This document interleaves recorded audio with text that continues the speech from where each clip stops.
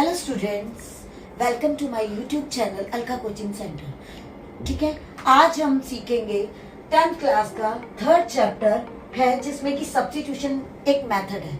ठीक है, ज्यादातर बच्चों को प्रॉब्लम होती है इस चैप्टर को समझने में, क्योंकि इसके बेसिक ही कई बार बच्चों को समझ नहीं आते कि कौन सी वैल्यू किस में पुट की जाए। बच्चे एक्चुअली में गलती कहाँ कर देते हैं, प्लस की जगह माइनस, माइनस वाली वैल्यू को समझ ही नहीं पाते कि ब्रैकेट के बाहर है तो किस तरह से उसको मल्टीप्लाई किया जाए, और जिसकी वजह से वो अच्छे खासे अपने मार्क्स जो है वो रिड्यूस करवा देते हैं। सो आज हम इस जो मेथड है इसको प्रॉपरली समझने की कोशिश करेंगे। ठीक है, आप लोग ध्यान से समझिए कि मैं किस तरह से आपको एक एक चीज इलैबोरेट कर दूँ। मान लीजिए हमें इक्वेशन दी गई है 3x - 5y is equal to -1। इसको अगर हम इक्वेशन 1 मानते हैं तो सेकंड है x - y is equal to -1, ये सेकंड इक्वेशन। अब इन दोनों इक्वेशंस में से हमें एक नई इक्वेशन क्रिएट करनी है जिसको कि हम इक्वेशन 3 का नाम देंगे। उसको करने के लिए हम चाहे तो फर्स्ट इक्वेशन भी ले सकते हैं और हम चाहे तो सेकंड भी ले सकते हैं। बेसिकली हमें ये देखना है कि जो इजी पड़ जाए, जैसे कि ये सेकंड वाली इक्वेशन में हमें क्या इजी पड़ रहा है, x के साथ कोई भी और वेरिएबल नहीं है, कोई और अंक नहीं है। ठीक है, तो इसलिए हम इस सेकंड इक्वेशन से एक थर्ड इक्वेशन को क्रिएट करते हैं। We take second equation x - y is equal to -1। अब हम x को इधर रहने देंगे, ये है इज इक्वल टू, और ये हम सब जानते हैं, और जो बच्चे नहीं भी जानते हैं उन्हें भी ये पता होना चाहिए कोई भी वैल्यू अगर इज इक्वल टू से यानी कि लेफ्ट से राइट की तरफ जाती है, लेफ्ट से राइट की तरफ जाती है या राइट से लेफ्ट की तरफ जाती है, तो हमें उसके साइंस जो हैं वो चेंज करने पड़ते हैं। साइन क्या करने पड़ते हैं, चेंज करने पड़ते हैं। सो x इधर रह गया, अब ये -y है, अगर हम इसको इधर ले जाते हैं। अब बच्चे गलती क्या करते हैं, -y उठाया और इधर ऐसे कैसा रख दिया। ठीक है, उन्हें ये देखना है कि जो पहले वहां वैल्यू पड़ी है उससे वो ना छेड़े, उसे वो उसी की जगह पर रहने दे। अब +y इधर आ गया, यानी कि x जो है वो हमारा -1 + y के बराबर हो गया। ये बन गई हमारी थर्ड इक्वेशन। अब हमने सेकंड इक्वेशन ली थी थर्ड इक्वेशन बनाने के लिए, तो अब हम इस वैल्यू को पुट कहाँ करें। अब हम इसको सेकंड वैल्यू में तो पुट कर नहीं सकते, so we will take first value. ठीक है, now put the value, now put the value of x equation first. अब हम ये पहला समीकरण लेते हैं, ठीक है, और उसमें हम वैल्यू डाल देते हैं x की। अब x की वैल्यू बोलेंगे तो सिर्फ x की जगह लगाएंगे, बच्चों को समझ ही नहीं आता कि किसको किससे मल्टीप्लाई किया जाए। तो 3 इंटू, जब हमारे पास कोई साइन ना हो तो इंटू, और ये हमने जो x की वैल्यू ली थी ये वैल्यू को हम यहाँ पर पुट कर देंगे। ओके, बाकी की वैल्यू वैसे की वैसे, आप उसे एज इट इज लिखेंगे जब तक कि हम उसे पूरा सॉल्व ना कर दें। सो 3 को मल्टीप्लाई किया, क्योंकि ब्रैकेट खोलने के लिए हमें अंदर दोनों से इसको मल्टीप्लाई करना पड़ेगा। 3 को 1 से किया -3, 3 को y से किया तो 3y -y 5y is equal to -1। अब अगर ध्यान से देखें तो दोनों y की वैल्यूज हमारे पास आ चुकी हैं, तो हम इन दोनों को एक तरफ रखते हैं, उधर -1 है। अब हम इसको भी, क्योंकि इसके साथ भी ना x है ना y है, तो हम इसको यहां से ले जाकर उस साइड ले जाएंगे। अब हम क्या करेंगे, -3 इधर आकर क्या हो जाएगा, +3, और ये हमने फॉर्मूले सीखे हुए हैं, प्लस माइनस माइनस। ठीक है, तो 3 में से 1 गए, 1 गया, क्या बचा 2, और 2 भी किसका, प्लस का। 5 में से 3 गए, क्या बचा -2y।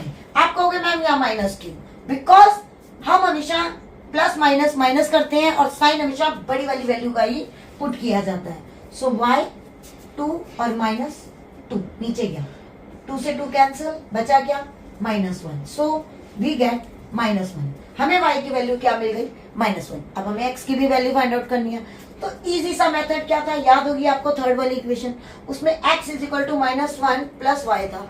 ठीक है, तो अब हम क्या करते हैं, we put the value of y in equation third. तीसरी वाली इक्वेशन लेते हैं, तीसरी इक्वेशन लेते हैं -1 + y। अब हम इसमें वैल्यू पुट कर देते हैं y की, तो 1 और ये भी क्या हो गया 1. सो 1 1 दोनों को प्लस किया, माइनस माइनस प्लस, साइन आ गया माइनस का. सो अब हमारे पास दोनों वेरिएबल निकल है, x आया -2 और y आया -1. इट्स इजी, ये इजी मेथड है. आगे कई क्वेश्चन ऐसे भी होंगे जो थोड़े कॉम्प्लिकेटेड होंगे, उनको भी हम आपको बहुत इजीली आपको समझाएंगे. ठीक है, अभी हम अगला एक कॉम्प्लिकेटेड सम लेते हैं और उसको आपको सेकंड क्वेश्चन सब्स्टिट्यूशन मेथड का. ठीक है, सब्स्टिट्यूशन मेथड का सेकंड क्वेश्चन लेते हैं, जिसमें हमारे पास वैल्यू है 1/2x minus 1/y is equal to -1 और 1/x plus 1/2y is equal to 8. अब इसमें थोड़ी सी प्रॉब्लम क्या है कि सम थोड़ा सा complicated means it is in fraction. ये हमें फ्रैक्शन में दे होगी और कई बच्चे क्या करते हैं, फ्रैक्शन को देखकर घबरा जाते हैं कि अब x तो नीचे आ गया, और वो कई बार गलती कर जाते हैं. तो हमें क्या करना है, सबसे पहले इसे सिंपल में बदलना है. सिंपल कैसे, ध्यान से देखो, सेम वैल्यू को मिलाकर देखो. जैसे 1/x इधर भी है, 1/x सेकेंड में भी है, 1/y ऊपर भी है, 1/y नीचे भी है. ठीक है, तो सबसे पहले हम क्या करते हैं, लेट 1/x को हम मान लेते हैं u एंड 1/y को हम मान लेते हैं v. हम कोई भी वेरिएबल ले सकते हैं, m भी ले सकते हैं, n भी ले सकते हैं, ये हमारी मर्जी है. हम चाहे तो इसको 1/x को m मान ले और 1/y को n मान ले, ये हमारे ऊपर डिपेंड करता है. चलिए, अगर हम इनको m और n मानते हैं तो 1/2m माइनस n, क्योंकि इसके साथ कोई और वैल्यू है ही नहीं, इज इक्वल टू -1. सेकेंड में क्या आएगा, m plus 1/2n is equal to 8. अब बाकी सब कुछ फिर ठीक है, फिर हमारे पास अपॉन में वैल्यू आ रही है. अब इस अपॉन की वैल्यू को हम कैसे सॉल्व कर सकते हैं, तो अपॉन में क्या है, 2 आ रहा है, तो हम क्या करते हैं, पूरी वैल्यू को 2 से मल्टीप्लाई कर देते हैं. पूरी वैल्यू का मतलब 2 को एक बार इससे, एक बार इससे और एक बार इससे. ठीक है, इससे मल्टीप्लाई. तो 2 को जब इससे मल्टीप्लाई किया तो आपने जाना ये फ्रैक्शन में है, तो 2 2 कैंसिल हो गया, 2 1 2 होता है. तो यहाँ हमारे पास वैल्यू आ गई m, यहाँ आ गई 2n इज इक्वल टू 2 1 2. अब इसके साथ भी अपॉन 2 ही है, तो क्यों ना हम इसको भी n इधर, इसको भी हम 2 से करते हैं, 2m प्लस n, क्योंकि 2 से 2 कैंसिल एंड 2 8 16. ये बनी मेरी फर्स्ट वैल्यू, ये बनी मेरी सेकेंड वैल्यू. लास्ट क्वेश्चन जब मैंने आपको बताया था तो मैंने आपको बोला था कि हमें जो भी वेरिएबल इसको सॉल्व करना, तो हमें वेरिएबल लेना है x y m. तो अब इसमें हम देखते हैं सिंपल वैल्यू कौन सी है. हम कोशिश करते हैं सिंपल वैल्यू देखने की. तो m इधर मेरे को सिंपली मिल रहा है, m के साथ कोई वैल्यू नहीं आ रही, तो हम इसको क्या कर सकते हैं, टेक इक्वेशन 1. तो हम m minus 2n is equal to -2. अब क्योंकि हमें m की वैल्यू निकालनी है, मैंने आपको पहले ही बताया था, इसको सेम रखना है. ये -2n है, ये इधर आकर क्या हो जाएगा, +2n हो जाएगा. ये बन गई हमारी थर्ड इक्वेशन. अब थर्ड इक्वेशन को हम किस में पुट कर, हम पुट करेंगे इसको सेकंड में, क्योंकि अब हमने फर्स्ट से थर्ड इक्वेशन बनाई है. तो put the value of m in equation second. So 2m plus n is equal to 16. 2m, m के साथ मैंने आपको पहले बोला था अगर हम वैल्यूज लेने जा रहे हैं तो हमें क्या मानना पड़ेगा, मल्टीप्लाई. अब हम वैल्यू पुट कर देते हैं, -2 प्लस 2n और plus n is equal to 16. चलिए, 2 को 2 से मल्टीप्लाई किया, -4, 2 2 4 plus n is equal to 16. कई बच्चे क्या करते हैं गलती से, या तो उनको मिसअंडरस्टैंडिंग होती है, वो इस 2 को जब मैंने बोला इससे मल्टीप्लाई करो, इससे मल्टीप्लाई करो, वो इसको भी मल्टीप्लाई करो. हमें सिर्फ ब्रैकेट के अंदर जो वैल्यू है उसी से ही मल्टीप्लाई करना है, उससे बाहर से वैल्यू से मल्टीप्लाई नहीं करना है. अब हमारे पास n की भी 2 वैल्यूज आ गई और सिंपल भी. तो चलिए 4n और n मिल जाएगा तो क्या हो जाएगा 5n. 16 इधर है ही है, ये -4 इधर आकर किसका हो जाएगा, प्लस का. तो 16 और 4 कितना हो गया 20. सो n इधर है गया, अब n 5 मल्टीप्लाई था, इधर आकर किसका हो जाएगा डिवाइड का, तो 4 5 4 20. सो n हमने कितना फाइंड आउट कर लिया 4. अब हम क्या निकालेंगे n निकालने के लिए वही थर्ड इक्वेशन में हम n की वैल्यू पुट करेंगे.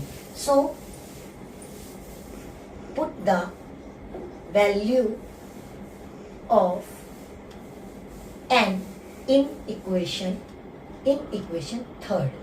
तीसरी वैल्यू लेते हैं। तीसरी इक्वेशन क्या थी हमारे पास, n is equal to -2 + 2n। So m is equal to -2 + 2 × 4। ठीक है, 4 2 8 plus -2 is equal to m plus minus 8 में से 2 गए, क्या आ गया 6। सो हमारी m की वैल्यू क्या निकल गई 6। अभी ये सम सॉल्व नहीं हुआ क्योंकि हमने जब हमें ये सम दिया गया था तो उसमें जो वेरिएबल्स थे वो x और y थे और हमने क्या निकाले अभी m और n। तो अब हम इसको वापस x और y में कन्वर्ट करेंगे। कैसे, तो हमने क्या किया था,